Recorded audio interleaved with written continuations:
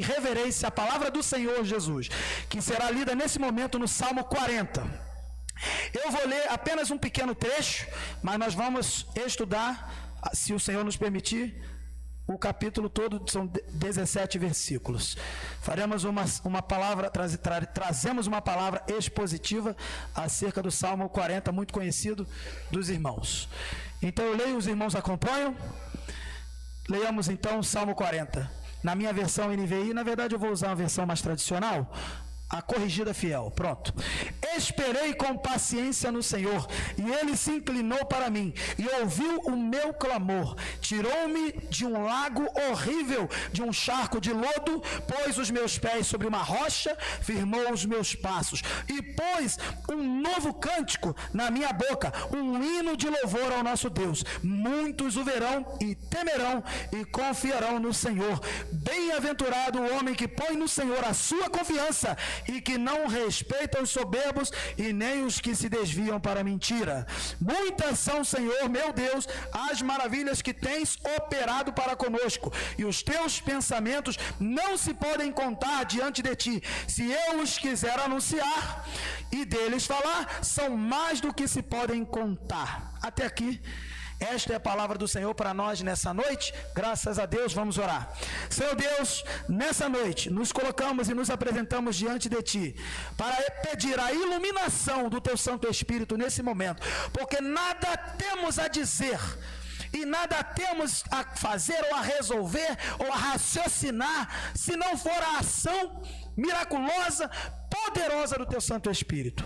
Senhor, portanto, converte nesta noite os nossos corações aos teus caminhos, converte os nossos corações à tua vontade, e que toda, Senhor, tentativa humana de querer falar seja silenciada nessa noite, que os nossos pensamentos sejam cativos à tua vontade. Que este servo que fala seja o teu escravo e que apenas transmita a tua palavra. Que os irmãos que me ouvem possam ser convencidos do pecado, da justiça e do juízo pelo teu Santo Espírito. Em nome de Jesus que nós oramos. Amém. Os irmãos podem se assentar. Estamos então diante do Salmo 40. E esse salmo ele tem algumas nuances que precisamos aqui compartilhar com os irmãos. O Salmo 40, ele parece ser uma combinação de dois cânticos, na verdade. Tem um momento de celebração, que é essa parte que eu li até o versículo 6, e tem um momento de preocupação e de lamento que eu não li, mas nós vamos conversar também. E ele parece que ele tem então dois cânticos combinados, e eles são inclusive idênticos, na verdade, né? Ele é parecido, por exemplo, com o Salmo 70, o versículo 13 até o 17 é bem semelhante ao capítulo, o Salmo 70. Se você abrir o Salmo 70 e comparar com o versículo 13 em diante deste Salmo 40, você vai ver que é praticamente a mesma coisa, é idêntico. E os Salmos, o livro de Salmos, ele é um compilado de poesias e canções de vários autores, e um dos maiores, e esse inclusive também é dele, o rei Davi. O rei Davi compôs várias poesias e canções com conteúdo doutrinário, bíblico, teológico, para se referir ao próprio Deus e para transmitir a todas as gerações que iam então utilizar destas canções para que o seu povo pudesse continuar entendendo e adorando ao Senhor. E já aqui eu já falo uma coisa: às vezes a gente está num momento de luta, de sofrimento, e não sabe o que dizer a Deus. E eu vou te falar uma coisa, meu irmão: você não tem nada para dizer a Deus mesmo, nem eu.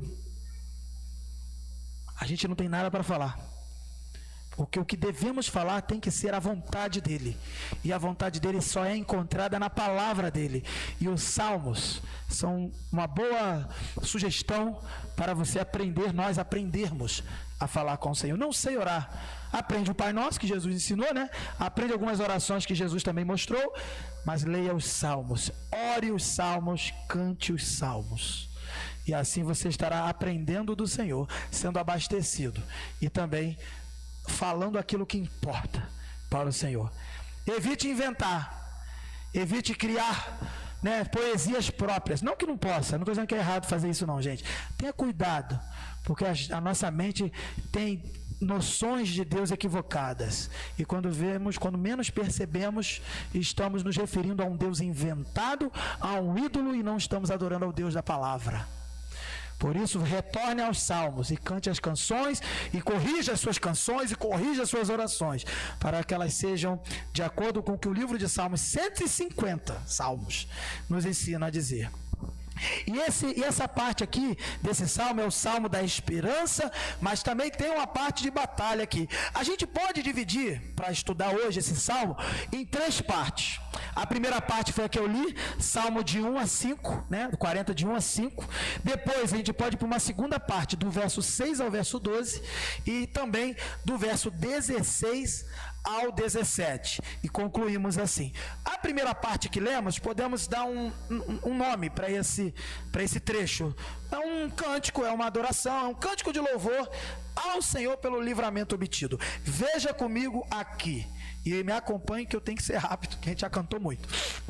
E ele já começa dizendo: eu esperei com paciência, ou confiantemente, em outras versões, no Senhor, e ele se inclinou para mim, ouviu o meu clamor. Aqui nós já vemos uma coisa: o salmista encontrou favor no Senhor, e o favor que ele encontrou significa o seguinte, que ele aguardou com confiança, mas a confiança dele não foi uma confiança passiva, eu vou dormir, vou descansar em Deus.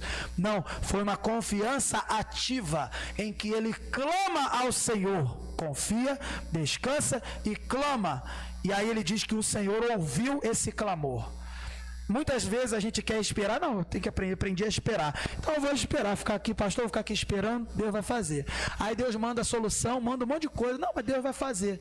Aí manda aquela história do cara que está lá alagado, aí sobe no telhado, não, Deus vai me livrar aqui, Deus vai me livrar, estou esperando o Senhor.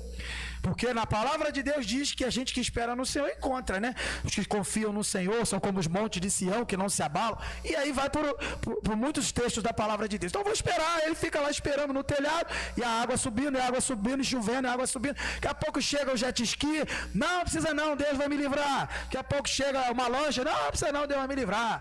Daqui a pouco chega o helicóptero, não precisa, Deus vai me livrar. E aí ele morre e chega no céu. Senhor, por que o Senhor não livrou, né? Você já sabe a história, né? Ué, eu não te mandei um monte de coisa para você ser livre daquele problema? Mas você ficou esperando o quê, né? Então a gente não pode ter uma espera passiva, mas uma espera ativa. E estar atentos, porque Deus está respondendo orações, Deus está ouvindo o clamor daquele que espera e confia. Precisamos aprender a identificar e a ouvir. O segundo verso diz assim: ele tirou-me de um lago horrível, de um charco de lodo, pôs os meus pés sobre uma rocha, firmou os meus passos. Aqui ele está dizendo que algo mais importante do que o livramento nas batalhas que ele tinha, os livramentos ali políticos do reino, o livramento que ele tem aqui nas mãos é o livramento mais importante. Ele tirou-me de um charco de lodo, os meus pés sobre uma rocha, firmou os meus passos. Aí ele vai no verso 3, olha só: e pôs um novo cântico na minha boca, um hino de louvor ao nosso Deus. Muitos o verão e tremerão e confiarão no Senhor. O que ele está dizendo aqui, acima de qualquer livramento, o livramento que ele está celebrando é a salvação, é que ele pertence a Deus, é que ele é um servo de Deus, que o Senhor o recebe, o aceita, o reconhece como servo e tem com ele um relacionamento, tem com ele comunhão. E ele, por mais que ele esteja aqui celebrando um livramento no contexto dele de batalha, no contexto dele político, do reino, ele tem uma noção clara do que acima de qualquer vitória material, política, de batalhas da vida, ele tem a maior vitória que mais importa: a salvação. Ele pertence ao Senhor. É claro que estamos falando do Velho Testamento, num contexto em que a manifestação do Senhor progressiva, né? Ela ainda não tinha chegado no seu ápice em Jesus Cristo. Mas ainda assim, o salmista, que fala de Cristo antecipadamente, ele tinha uma noção clara da salvação que vem do Senhor. Tanto que ele vai dizer que a salvação pertence ao nosso Deus e assim por diante. E aí ele então tem um novo cântico na boca. Aquele que é liberto, aquele que tem o livramento do Senhor, ele tem, sim, um novo cântico. E devemos ter na boca um cântico novo. Pode ser a música mais antiga que você já ouviu na sua vida. Pode ser o hino número 1 do cantor cristão, que não sei se é a mais antiga, mas é uma música bem antiga, antífona, que quando eu era pequeno eu não sabia ler direito, eu falava antifona. Pode ser a antifona do cantor cristão. Ainda assim ali fala do Deus triuno, do Deus Pai, do Deus. Erga um cântico novo. O que torna novo não é o acorde, o arranjo, a harmonia que usamos hoje aqui, moderna, ou a harmonia mais erudita e talvez mais antiga, como também cantos gregorianos, do tipo que o maestro Anderson já estudou bastante, muito mais do que eu. Não importa, o que importa é a quem você canta, e a fonte desse louvor, e o conteúdo desse louvor. Agora vale aqui uma sugestão, maestro Anderson. Você pode depois trazer, porque o pessoal já deve ter trazido alguma vez, algumas canções que na sua musicalidade, na partitura, alguma coisa, apontam para Deus, como Bach fazia muito bem. E outros. Fica aqui a dica, fica aqui a sugestão. Vamos trazer, vamos mostrar que as coisas que são feitas para Deus, modernas ou não, novas ou antigas, elas têm que ter algo que as torna novas, porque as torna eternas, que é o próprio Deus sendo revelado através delas.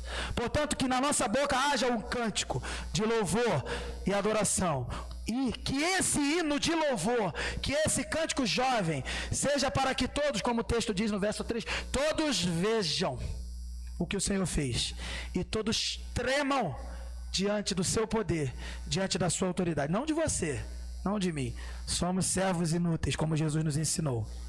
Somos falhos, pecadores miseráveis. E o salmista vai lembrar a gente aqui. Mas é o Senhor que faz. E eles verão, temerão, e veja, salvação transbordará. A salvação do salmista, o livramento do salmista salva outras pessoas. O verso 4 termina como? 3, desculpa, o verso 3 termina como?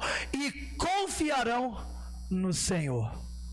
O livramento que o Senhor dá para o cristão não é só para ele engordar sozinho com esse livramento. A salvação fica para ele, os livramentos temporários da terra, materiais, são só para ele, não, para que seja transmitida a mensagem, o evangelho, para que haja salvação, para que haja multiplicação de fé e confiança no Senhor.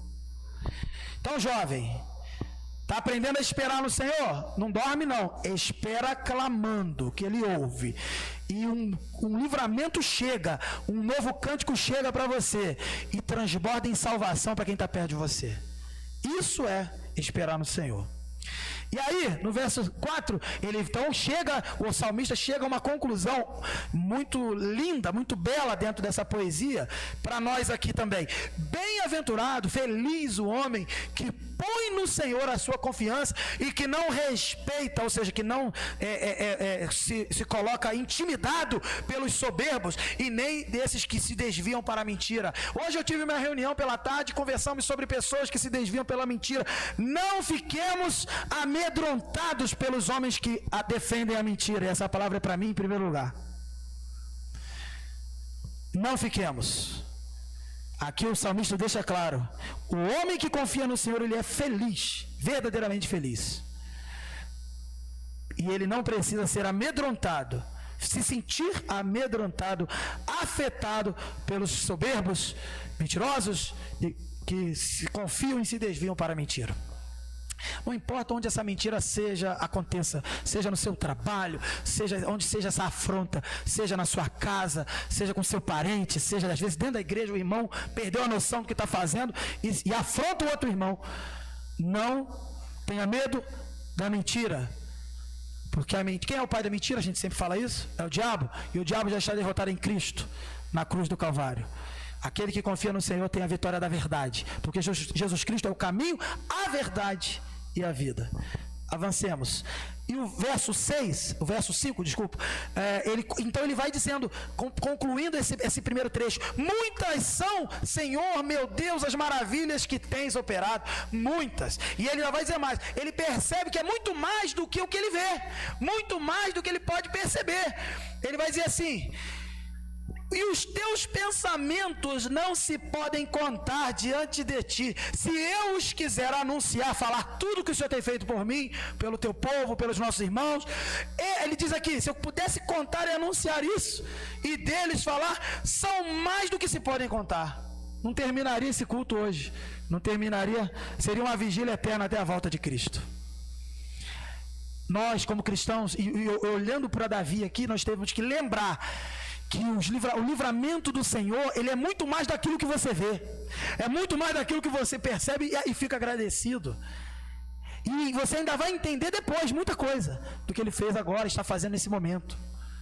O livramento do Senhor é inesgotável, infinito, é eterno e tem esse atributo da eternidade, porque vem dele, Deus eterno. E aí sim, vamos à segunda etapa do texto, o segundo ponto, que é do verso 6 ao verso 12, que diz assim, podemos nomear, né, intitular assim, submissão, viu, ele falou de louvor primeiro, sobre o livramento que recebeu, a salvação e todas as outras coisas que vêm junto, um livramento que transborda e salva outras pessoas. Agora ele fala de submissão à vontade do Senhor diante dos inúmeros desafios. Aí o negócio começa a esquentar, ele começa celebrando, agora ele vai falar dos desafios. E ele chega e fala assim, sacrifício e oferta, no verso 6, não quiseste, os meus ouvidos abriste, holocausto, ou seja, a prática do sacrifício ali na tua casa, na casa do Senhor, né? Holocausto e expiação pelo pecado, não reclamaste. Vou até botar aqui a versão NVI para ajudar os nossos jovens a compreender. Vamos ler de novo na versão NVI. Sacrifício e oferta não pediste, mas abriste os meus ouvidos. Holocausto e ofertas pelo pecado não exigiste. Então é isso mesmo. Não tem muito o que variar aqui no texto. Mas o que ele quer dizer aqui? Ele quer dizer que o Senhor, ele não tem reclamado do salmista Davi sacrifício. Ele não tem exigido do salmista sacrifício. E aí ele diz no verso 7... Eis, aqui venho, no rolo do livro de mim está escrito. E aí na NVI diz assim, então eu disse, aqui estou, no livro está escrito a meu respeito. O que ele está querendo dizer? Eu já faço parte do povo de Deus, eu já faço parte, eu já pertenço ao Senhor, eu estou na comunhão com o Senhor, e a minha vida está nas mãos do Senhor, a minha vida está escrita no livro do Senhor, a meu respeito está escrito, assim como no Salmo 139 ele vai dizer, todos os dias da minha vida estão escritos no teu livro. Ele diz isso lá, ele vai dizer que o Senhor viu a minha substância ainda informe no ventre da minha mãe. Então ele vai dizer da onisciência do Senhor e do pertencimento. Ele é propriedade de Deus e sabe disso. Por isso eu falei agora há pouco, nós somos livres em Cristo se somos escravos nele.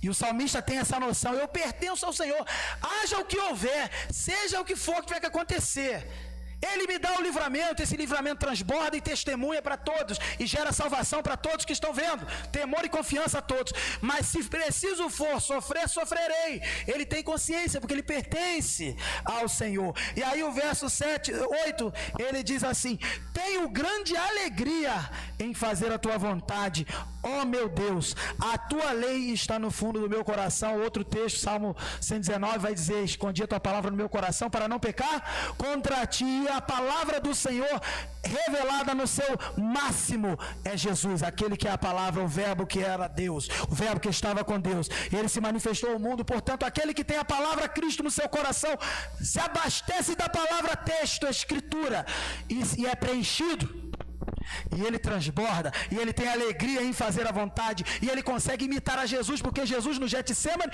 falou, tenho medo, passe de mim esse cálice, mas não seja feita a minha, mas a tua vontade. Ele aqui, antes de conhecer o Filho de Deus, revelado como Jesus, o filho de Maria e de José, ele já entendendo o Filho de Deus, que ainda não tinha o nome Jesus, mas na eternidade foi morto desde a fundação do mundo.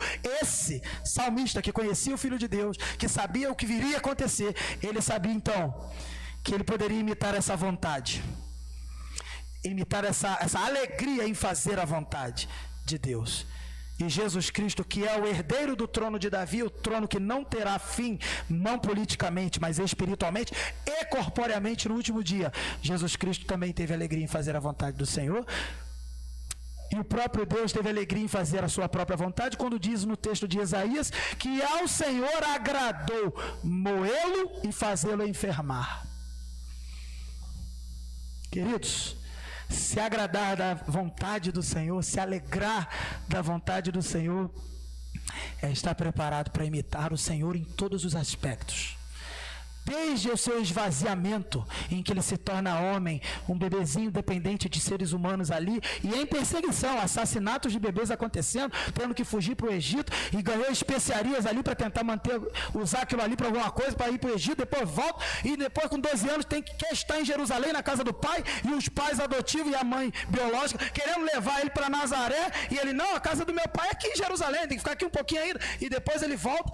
Esse que era Deus, que se limitou a ser como eu e você, ele teve alegria em fazer a vontade do Senhor, não pecou. Por isso, aquele que quer imitar a Jesus tem que estar preparado para isso. Mas essa parte é boa, legal, estamos aqui servindo a Deus. Quero ver quando a pancada vem lá fora ou aqui dentro, às vezes. Que às vezes a pedrada vem de lá de fora e chega aqui dentro. Aí eu quero ver. Ah, eu quero imitar Jesus. Então tá, pega a cruz. Eu quero esperar no Senhor, porque o Senhor tem vida para mim.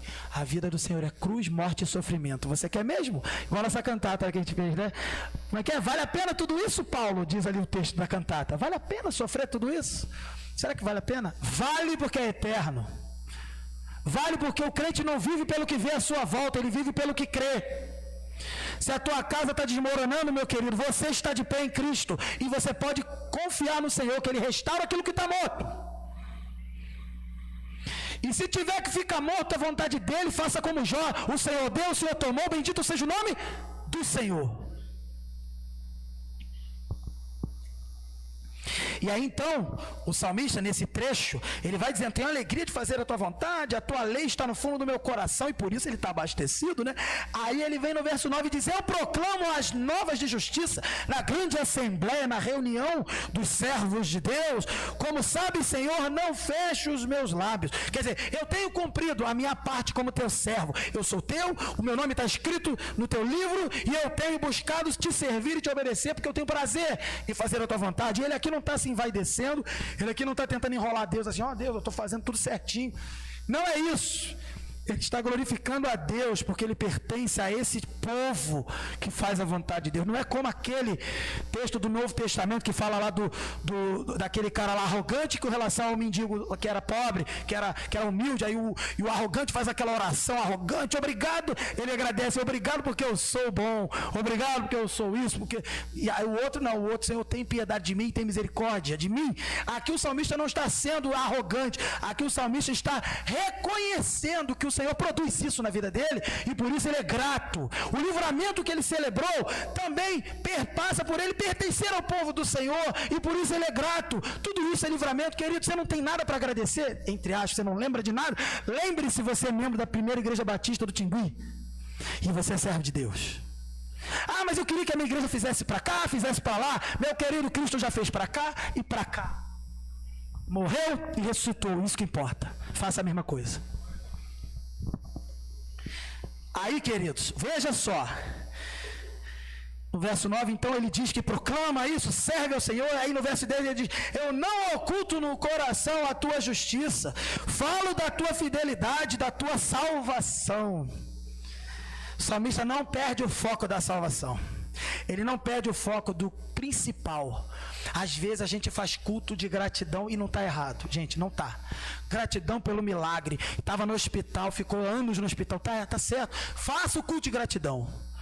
Mas a maior ressurreição não é aquele que sai do leito do hospital e volta a viver, porque ele vai tombar um dia, o corpo vai tombar.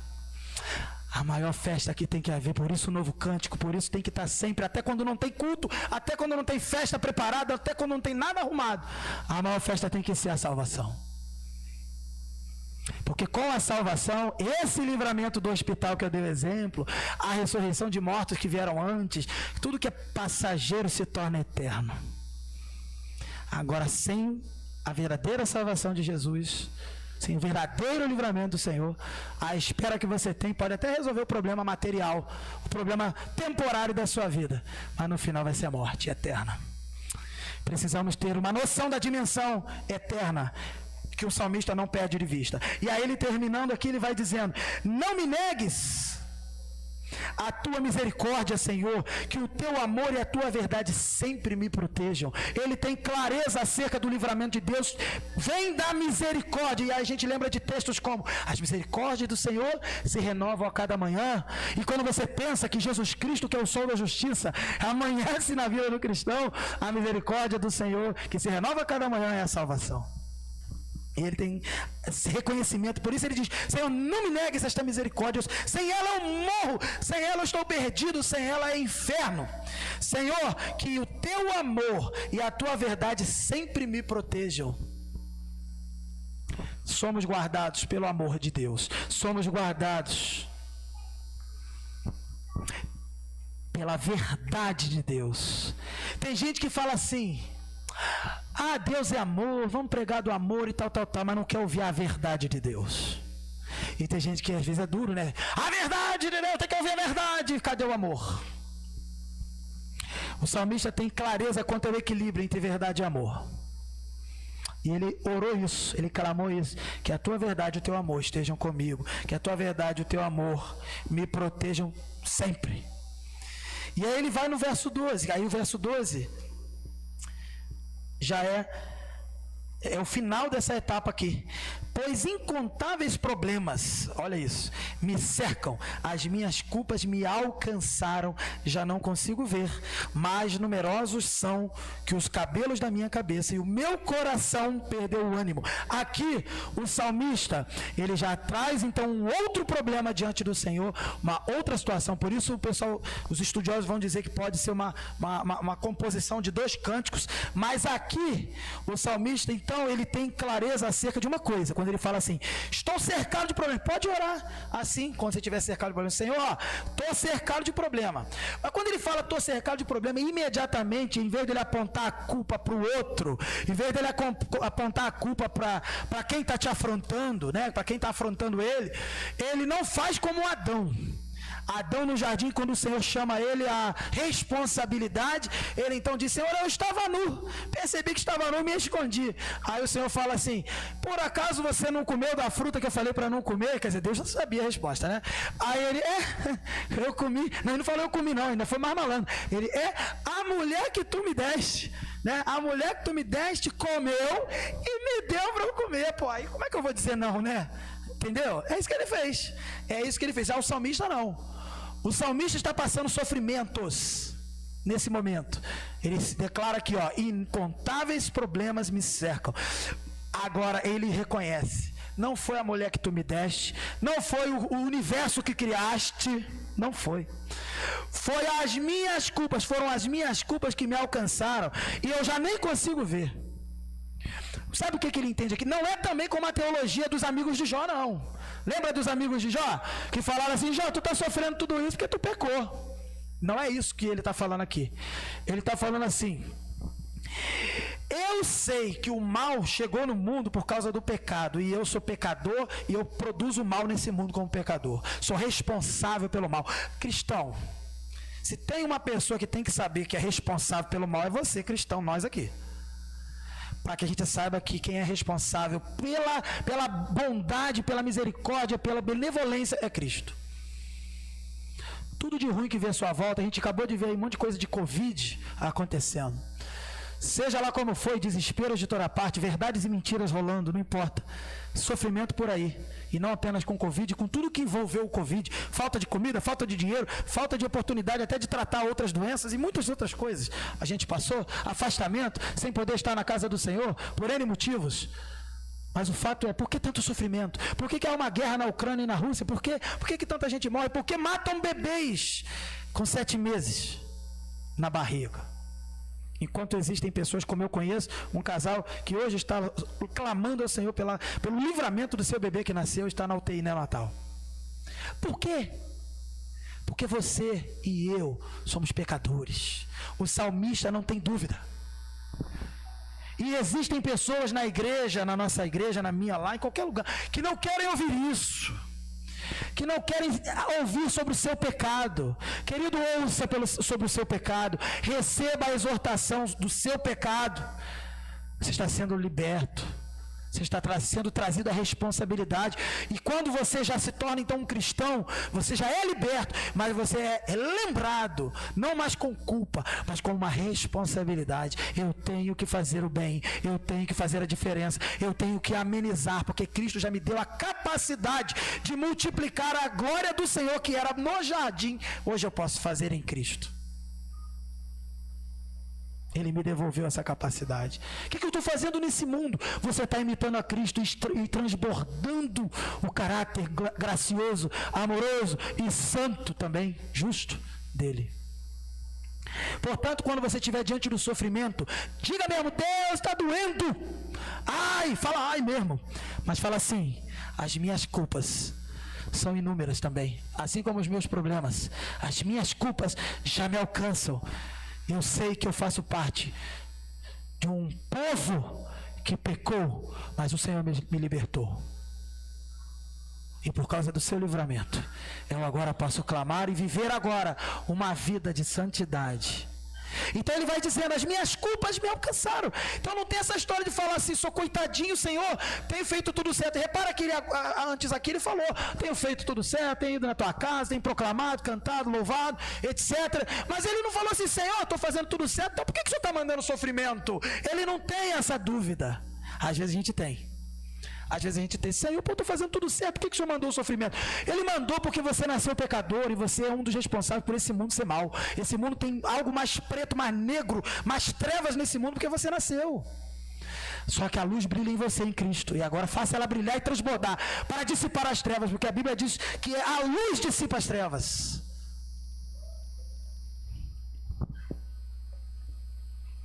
Já caminhando para o final, então ele vai dizer assim, portanto, e aí ele pede logo, já é a segunda parte, né, que eu ia falar aqui, não, na segunda parte ainda está nessa. Aí ele fala assim: agrada-te, Senhor, em libertar-me, apressa-te, Senhor, a ajudar-me. Eu sei que o Senhor quiser me deixar neste sofrimento. Eu estou com um câncer terminal, eu estou com uma doença nesse leito entrevado, só a morte para me libertar. Deus não é culpado disso aí, não. Não. Faça como o salmista: agrada-te, Senhor, em libertar-me. Paulo, quando escreveu a 2 Timóteo, ele disse assim: ele estava preso, ele morreria, e de fato morreu, a história é contada, né? E a igreja, a história da igreja nos ensina que Paulo morreu nesse contexto da segunda carta de Timóteo, depois que ele escreve. E aí ele fala assim: eu tenho certeza que o Senhor vai me libertar. Só que quando você lê o contexto da carta, fica claro que a certeza de libertação que ele tinha é que ele tombaria no corpo, mas viveria para a glória do Senhor, ressuscitaria. Então entenda, às vezes o seu livramento é a morte física, o seu livramento é a amputação, é cortar aquilo que o Senhor quer tirar mesmo. Esse é o teu livramento. É como aquela palavra do Novo Testamento que diz, né, que o seu membro te faz pecar, se preciso for, corta, arranca fora. Jesus falou isso, ensinou isso. O salmista, ele tinha noção disso. E aí ele diz: agrada-te, Senhor, em libertar-me, apressa-te, Senhor, a ajudar-me. E aí não é errado falar assim: vem logo, vem depressa, está doendo. Pode falar que está doendo, mas sabendo, você é responsável como pecador, mas agora ele te coloca num papel de filho e vai cuidar de você. Nunca se apresente ao Senhor exigindo, cobrando como se ele te devesse, porque você não deve. Aliás, ele não te deve nada, ele não me deve nada. Você e eu, nós devemos tudo, e esse tudo é do tamanho dele, porque ele se deu por inteiro em Jesus. Você consegue entender que o ser infinito de Deus dentro do corpo, ou seja, em Cristo habita corporalmente toda a plenitude da divindade. Em Cristo, ele se derramou por inteiro, o eterno se derramou por você para te libertar da eternidade de morte e afastamento. E agora você vai chegar e vai exigir: pô, Deus, eu estou aqui fazendo a tua obra. O salmista não fez isso. O salmista teve humildade e clamou por misericórdia: Senhor, que o Senhor se agrade em me libertar, porque se não for do teu agrado me libertar, eu me contento com o que o Senhor tem me dado. É como que a graça te basta, que Deus fala para Paulo. A minha graça te basta, o meu poder se aperfeiçoa na sua fraqueza. E aí então, ele vai, depois dessa palavra, ele então pede ao Senhor com sinceridade. Verso 14: sejam humilhados e frustrados todos os que procuram tirar a minha vida. Porque sim, ele é um servo de Deus, ele tem feito a vontade do Senhor, proclamado o Evangelho, etc. A palavra de Deus nesse contexto aqui. Sejam humilhados os teus inimigos, não os meus. A melhor coisa para o cristão é não ter inimigos, mas ter inimigos de Deus contra ele. Porque no dia que você tiver inimigos, mas eles não forem inimigos de Deus, tu vai perder. Mas se você se detiver a fazer a vontade do Senhor, todo inimigo que se levantar não é teu inimigo, é inimigo de Deus. É como que Jesus falou: olha, discípulos, queridos discípulos, estou indo embora, estou preparando vocês aqui, porque eu vou embora. Vocês vão ser perseguidos, eles vão odiar vocês, mas não leva para o lado pessoal. Estou traduzindo aqui, né, gente? Não leva para o lado pessoal, não. Sabe por quê? Porque eles não têm ódio de vocês, eles me odeiam. Cara, quando Jesus fala isso, ele está falando assim: o negócio deles não é com vocês, é comigo. E o que eu mais tenho visto na minha vida é quando eu sirvo ao Senhor e faço a vontade do Senhor, quem se levanta contra esta vontade tomba feio. E eu que tenha cuidado para que eu permaneça nessa vontade, senão eu que vou tombar. É isso que eu aprendo e vejo aqui. Por isso o salmista não tem medo de dizer: sejam humilhados e frustrados todos os que procuram tirar a minha vida, porque o que eu estou fazendo é da vontade do Senhor. Retrocedam desprezados os que desejam a minha ruína, porque os que desejam a minha ruína não estão desejando a ruína dele, estão desejando a ruína do reino de Deus. Essa oração é poderosa. Se você estiver orando dessa forma, essa oração vai pegar os inimigos de Deus. Das duas uma, eles vão ser julgados, condenados, ou serão transformados e se tornarão amigos de Deus e seus irmãos. E aí então, ele continua: fiquem chocados com a sua própria desgraça, porque quem tem graça aqui é o servo de Deus. O que não tem é desgraçado. Sem graça não tem graça, não tem perdão. Fiquem chocados com a sua própria desgraça os que zombam de mim. É isso que ele fala. E aí vamos ao terceiro e último trecho. Agora ele vem. Então primeiro ele se submete à vontade de Deus, né? Nesse trecho do 6 ao 12. E agora no terceiro e último, os dois últimos versículos, ele vai fazer um clamor por livramento e recompensa de fidelidade. Veja aí: mas regozijem-se e alegrem-se em ti todos. Se os outros iam perder porque não faziam a vontade de Deus, agora vem o mais. Gente, toda vez que você vê um mais aí, vem a história do pecado primeiro, a ruína, a queda do pecado. Vem o mais, quer dizer que vem redenção depois. Apareceu uma conjunção adversativa, para quem gosta de língua portuguesa. Depois do pecado vem a conjunção adversativa, meu querido, é redenção. É o santo mais. É a conjunção santa, nesse caso aqui. Olha o que ele diz: mas alegrem-se, regozijem-se em ti, não sozinho. Você não vai se alegrar sozinho, você e eu, nós não temos alegria em nós mesmos. Nós temos alegria em Deus, porque a alegria do Senhor, a nossa força é. Regozijem-se em ti os que te buscam. Digam sempre aqueles que amam a tua salvação: grande é o Senhor.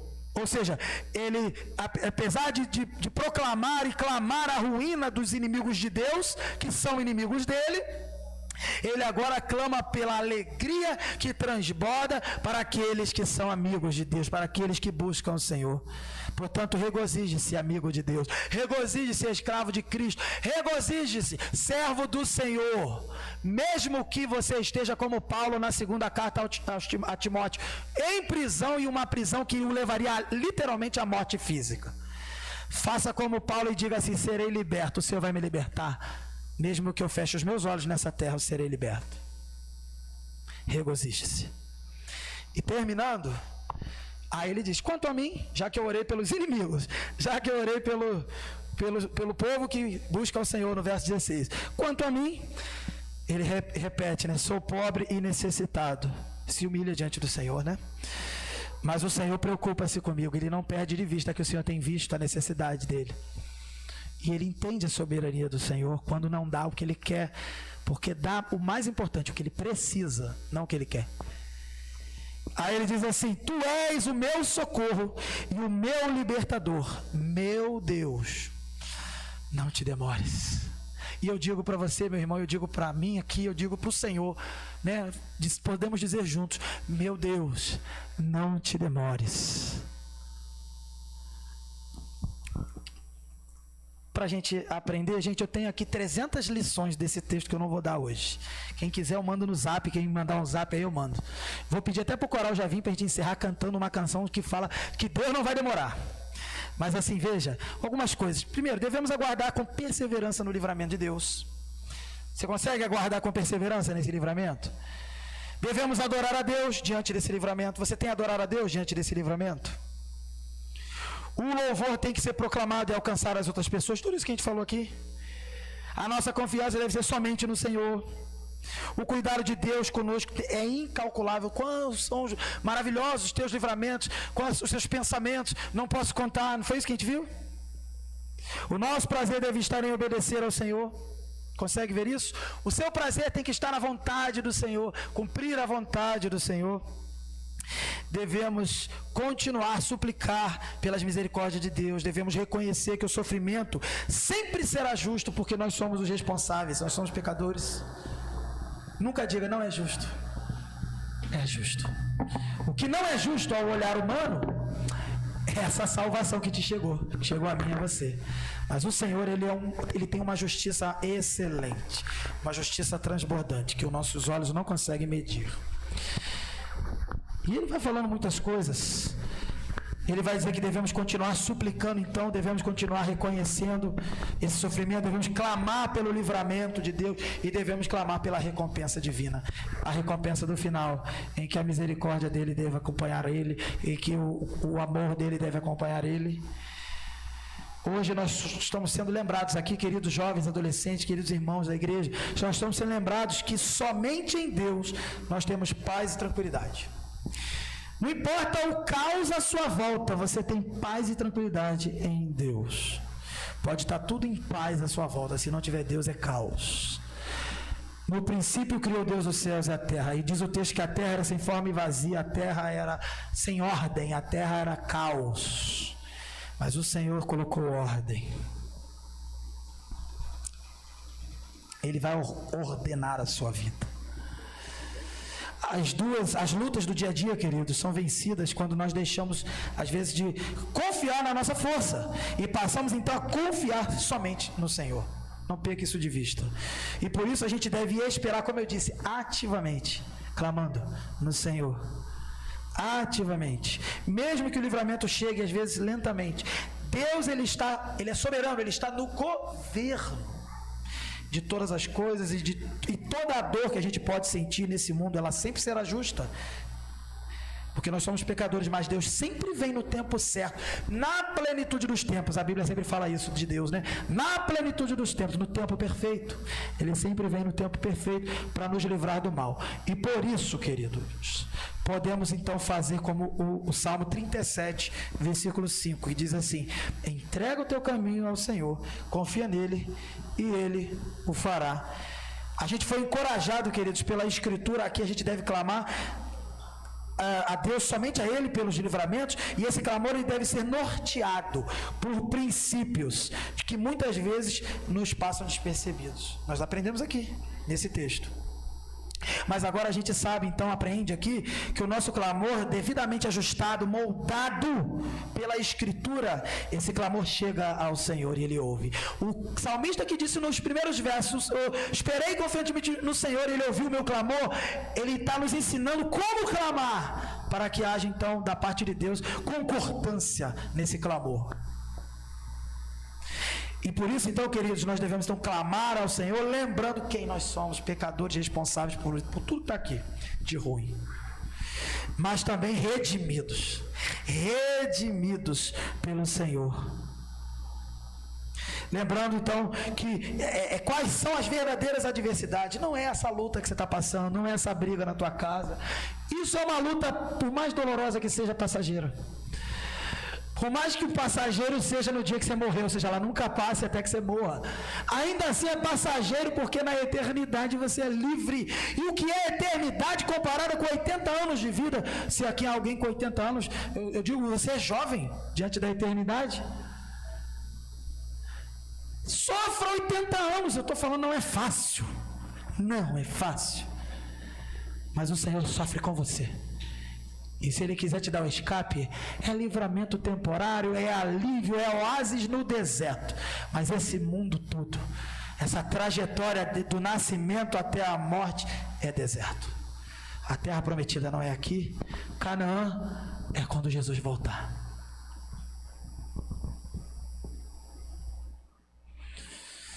Lembremos das verdadeiras adversidades, que não é isso tudo que a gente vê à nossa volta. É o pecado, isso é adversidade. Tem gente que quer pecar e lutar com outras coisas. Meu querido, tá vendido se tu fizer isso. Confia no Senhor, Ele vai te dar direção para lutar com essas coisas passageiras da vida, dolorosas. Lute contra o pecado, esse é o verdadeiro inimigo. Oposição também a Deus, né? Isso é uma verdadeira adversidade. Lute contra isso. Pessoas chegarão a vocês como opositores a Deus. Lute contra a oposição, não contra o opositor.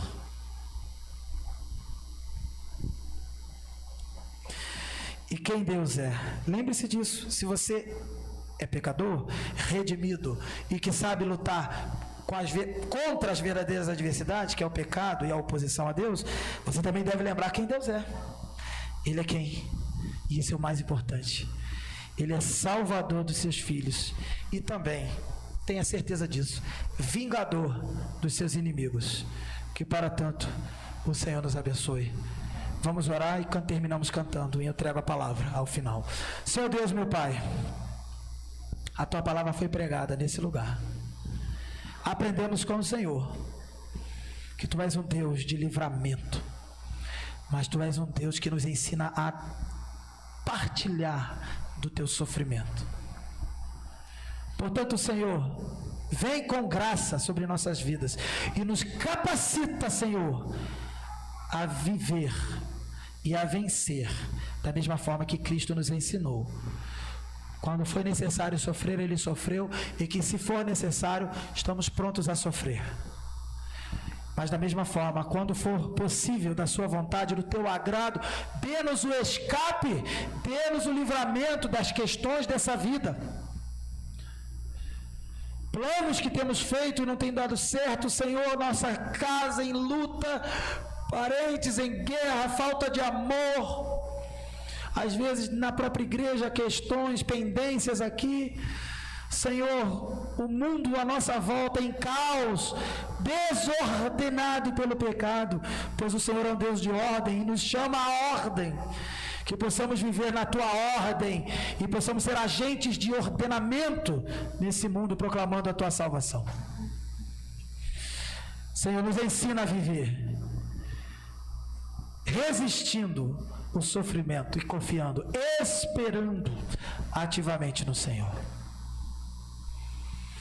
Que possamos ter a certeza que o que passamos aqui não é o fim. Não seremos abalados, não seremos destruídos, porque o Senhor nos ressuscitou. Que possamos ter a nossa dimensão, olhar com a dimensão da eternidade e declarar assim, que o Senhor, aquele que começou a boa obra, é fiel para completá-la até o último dia.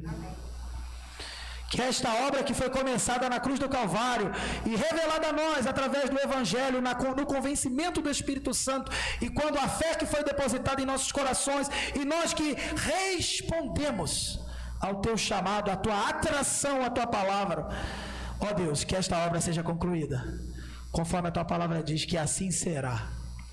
Que possamos cantar e celebrar dos Teus grandes feitos, lembrando que é apenas o começo. Temos uma eternidade a desfrutar e a viver e também a trabalhar para e pelo o Teu reino. Oramos, Senhor, felizes, renovados, confiantes e também desafiados, confrontados a ajustar a nossa fé, a nossa oração, o nosso clamor, para que estejam em acordo com a tua boa e perfeita vontade. Em nome de Jesus que nós oramos. Amém.